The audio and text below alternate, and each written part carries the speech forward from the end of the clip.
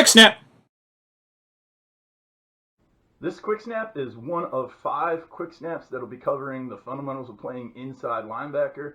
It is a shorter part of an hour-and-a-half long video I put together about how we've gone about coaching up the fundamentals of our inside linebackers the past few years. So I'll make sure I put a link in the description down below to that longer video if you want to check it out. And by the end of the week, I plan on getting links to all 5 quick snaps about the fundamentals of inside linebacker play. In this quick snap, we're going to talk about the basic fundamentals of inside linebacker play. I think it really carries over to any defensive system.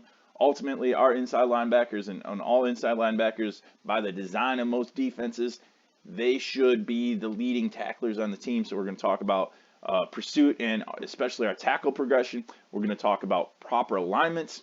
We're going to talk about the stance of our inside linebackers. We're going to talk about their basic start of getting downhill and dipping and ripping underneath the defender when they're trying to run block destruct. Or we're going to talk about punching, pushing, pulling, and again, defeating a run block in a run block destruct situation. So our philosophy on defense is we want 11 defenders to use simple yet sound keys to tack downhill, pursue, and make swarming tackles with uncommon effort, energy, and enthusiasm. Expanding on that philosophy, every sound defensive scheme relies on a force defender setting the edge, inside defenders filling gaps such as inside linebackers, which we're about to talk about, an alley player to provide backside cutback or counter support. All defenders must have simple and sound keys and reads in order to attack blockers and pursue the ball carrier. This is especially true, again, for inside linebackers. We ultimately prefer to steal the ball in most cases and kill it on the perimeter because it allows us for those consistent downhill run fits, so we play fast and get all defenders pursuing to the tackle. There's all the drills that we use with their inside linebackers. Some basic fundamentals there. Going to talk about those. We got run keys and reads. Those will key backfield, will key guard. You could read center if you wanted to. We don't do that necessarily in an odd front. Our blitz technique for us, just because what we have with our linebackers, we don't necessarily differentiate how we blitz versus run or pass. We kind of keep both of those the same. That might be something you want to do a little different. And then we obviously got our pass keys and reads, depending on really the location of the number 3 receiver, and the number 3 receiver tells us where our eyes need to go. Fundamentals of playing inside linebacker. Number 1, everybody on our defense, and especially inside linebackers, they need to have correct alignment and stance to execute their assignment to aggressively pursue and tackle every play. That is the number 1 responsibility of our inside linebackers. Most good defensive schemes are going to keep the inside linebackers relatively clean and unblocked. They need to pursue and go make the tackle. They need to be able to leverage the blocker or receiver based on your assignment on every play. So we'll play a variety of techniques with those guys. If the primary key is the offensive line, their secondary key is ultimately the backfield. Again, their job is to pursue and tackle the ball carrier, and that confirms their initial read and the pursuit angle they need to take. If we flip that around, if the primary key is the backfield, the secondary key is the offensive line for any misdirection and identifying open windows and potential run-throughs. As I mentioned, inside linebackers, their number 1 job is to pursue and tackle. So really appropriate to share at least our tackle progression. It's nothing special. We talk about going from speed to power. So I'm coming up to make a tackle.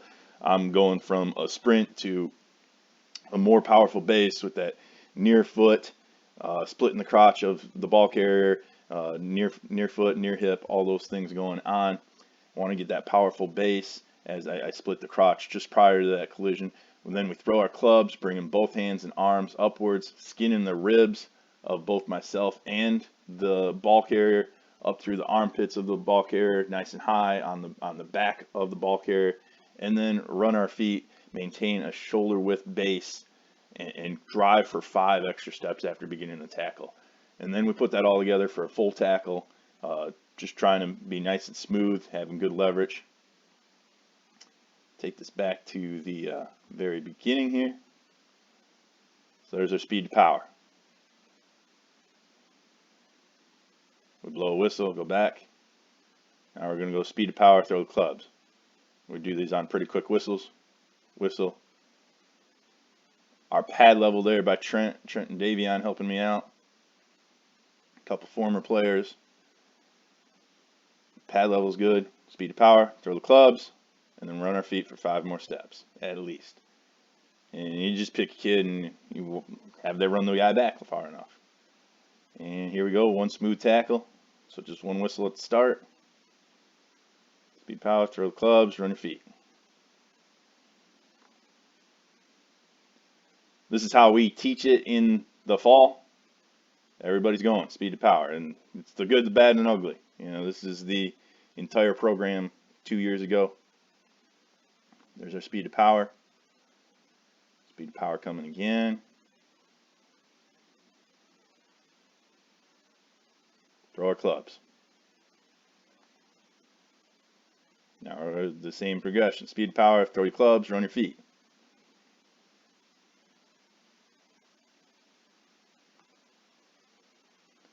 One tackle. We could run our feet way better here on the end. So we probably adjusted with that kid. So now we're working the other shoulder. And ultimately, I want to take my near shoulder and tackle the near hip. Don't need to worry about getting the head across or anything. There, that's a pretty good job throwing the clubs, coming up through the armpits. Don't know what one guy's doing there. And then there's one tackle. This is probably the best. Like everything you do as a coach, ultimately in practice, should be showing up in games. This is a JV game about 3 years ago. That is speed, power, throw your clubs, run your feet. Number 83 right here. Some real good stuff. Get a couple guys helping on the tackle. End zone shot. Could maybe have a little more powerful base. Alignment. Just so that way we have some common terminology here. 10 technique is shading one side of the center in what we do. 0-0 technique, head up. And like I said, 10 technique, shading the side of the center. 20 technique, head up on the guard. 30 technique, outside on the guard. 40 technique, head up on the offensive tackle. 60 technique, outside shade on the offensive tackle, stacking the 5 technique. And the widest we ask our inside linebackers to get would be a 60 technique. Our stance, we want a shoulder width, base, no stagger, slight knee bend. Elbows and hands inside the shoulder frame, ready to strike or shed, depending on the matchup between that linebacker and the blocker they get. Mental weight on the outside foot. We want our first step to be downhill with the inside foot to fill and spill any interior gaps. Again, that goes back to our defensive philosophy of inside defenders spill the ball to the perimeter. Our inside linebackers in almost all cases end up being spill players when we're playing our 3-4.